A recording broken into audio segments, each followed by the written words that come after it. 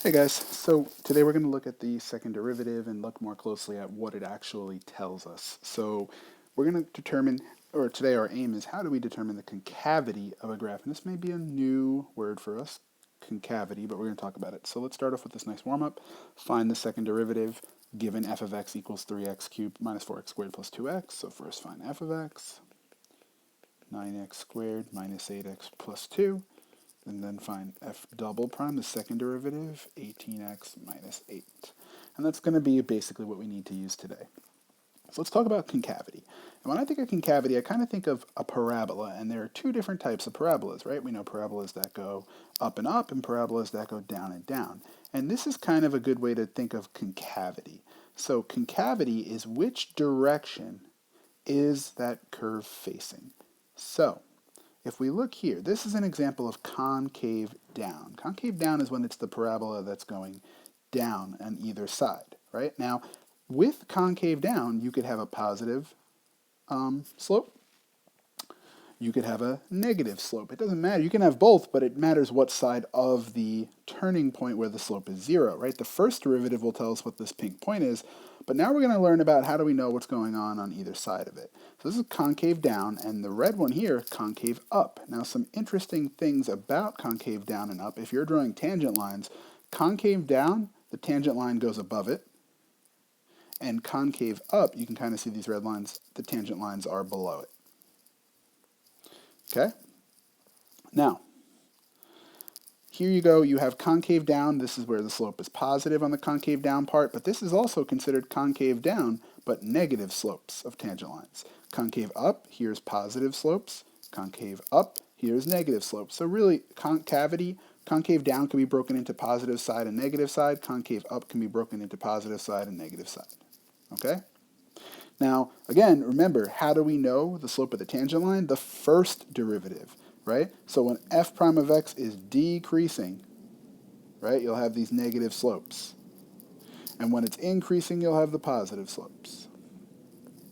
So we had our first derivative test, which told us whether the slope was positive or negative on either side and told us if it was a turning point. And now we're going to have the concavity test, or the second derivative test. Second derivative test. So if a function can be twice differentiated, if you could take the derivative twice, it is concave up on any interval where the second derivative is positive, so it'll be like this for any second derivative positive, and concave down where it's negative, right? Now, this point where it changes from here's concave up, it's the parabola going up, and it changes right at this point to concave down. This point is called an inflection point. That's a good vocab word, an inflection point. So points where concavity of a function change are called inflection points.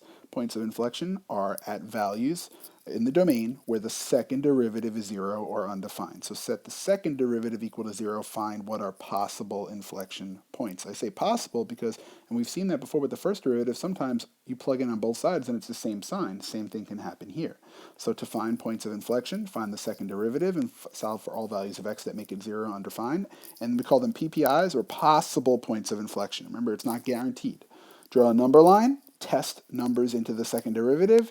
If it changes from positive to negative or negative to positive, then those are points of inflection. The positive are going to have concave up. The negatives are going to be concave down. So find the points of inflection. Let's take a look at an example here. So first we have to find the derivative. 3x squared plus 6x. Then we have to find the second derivative to find the possible points of inflection, which is 6x plus 6. Set the second derivative equal to 0. Right? We get negative 1. So similar, we're going to now do a second derivative test. So f double prime, right? And this is going to be concavity on the bottom. So let's see, we got to test either side of negative 1. So I'm going to plug in on the right, let's do 0. What's 6 times 0 plus 6? That's positive. So that means it's concave up. Plug in negative 2. 6 times negative 2 is negative 12 plus 6. It's negative 6, so it's negative. There you go. So is this a point of inflection? Yes, because it's changing from concave down to concave up. And let's take a look at the original graph. Here is negative 1. It's kind of weird because it's spaced by 5s. 1, 2, 3, 4. So there is negative 1. So right here. And you can see concave up, concave up, concave up, concave up. And then at this point, concave down, concave down, concave, opposite, sorry. Down, down, down, down, down, up, up, up. 1 is the point of inflection. So it says determine on which intervals it is concave down. It's concave down from negative infinity all the way up to the point of inflection, negative 1. And that's it, right? And we say there is a point of inflection. I know it doesn't access, but point of inflection at x equals negative 1. Okay? So let's try one more, and then we'll be done. Let's skip actually to number 3. Find the critical values of f of x and identify it as a relative max or min, or neither, right? And then justify. So this is first derivative. Critical values are our first derivative. So we have f prime of x, 3x squared minus 18x plus 24. Set that equal to 0. I'm going to divide everything by 3.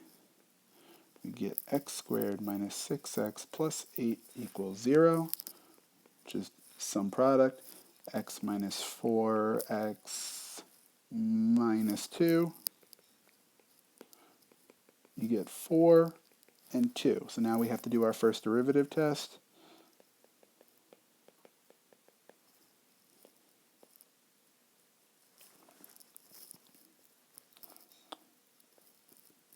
And now we plug in, right? You can plug into the factored form. It makes your life a lot easier. So for example, let's find f prime of a number to the left of 2. So let's do 0. So you get 0 minus 4, negative. 0 minus 2, negative. So negative times a negative, positive. Now let's plug in a number in between, 3, f prime of 3. You get 3 minus 4, negative. 3 minus 2, positive. Negative times a positive, negative. It goes down. That means there is at 2 a max. Now we have to check a number to the right of 4. Let's check 5. What's f prime of 5? 5 minus 4, positive. 5 minus 2, positive. Positive times a positive, positive. It goes up again. That means there is a min. Cool. So we have, let's see, relative min at x equals 4. Relative max at x equals 2. State the intervals where f is increasing. Okay, so it's increasing from negative infinity to 2 and from 4 to infinity. Good. Doesn't ask for decreasing. So that's fine. Now, find the points of inflection. So for points of inflection, we need the second derivative. Right? So just going back up here, first derivative was 3x squared minus 18x plus 24. So now we get 6x minus 18. Set that equal to 0. I'm just going to solve. I'm not going to factor. So you get 6x equals 18, x equals 3. So now we have to do a second derivative test with the value 3. So plug in a number into the second derivative, to the right or into the left. To the left, I'm going to use 0. 6 times 0 is 0 minus 18. This is negative, so it's concave down. And then 3 here, where we at? Let's see. Let's plug in a number to the right. Let's plug in, 10.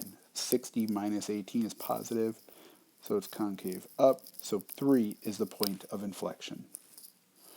So x equals 3 is a point of inflection.